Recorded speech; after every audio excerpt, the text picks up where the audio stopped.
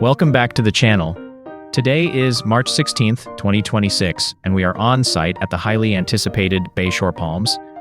This is one of the two pioneering plus model projects transforming the Bedok waterfront.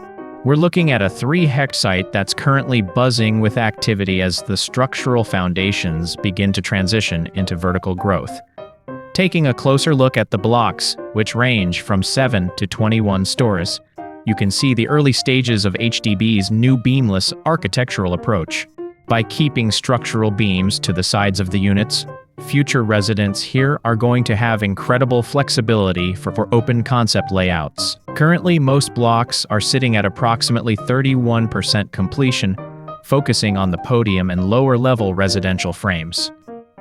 Connectivity is the big story here.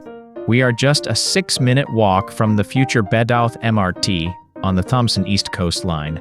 From this height, you can clearly see the proximity to the ECP and the heritage trail that will eventually link this estate directly to East Coast Park.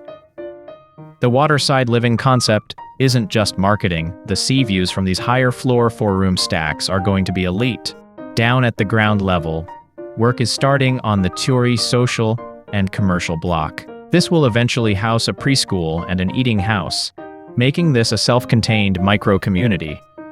We're also seeing the footprint for the 3G playgrounds and the roof gardens that will sit atop the 9th stories of selected blocks. The integration between the residential towers and the green transit priority corridor is already taking shape, with an estimated top of Q2 2029. We are still in the early innings, but the pace is steady. If you're a future owner of one of these 710 units, the transformation of this reclaimed land is something to watch. Like this video if you're tracking the Bayshore transformation, share it with your future neighbors, and subscribe to Zion site for the most detailed BTO fly-throughs in Singapore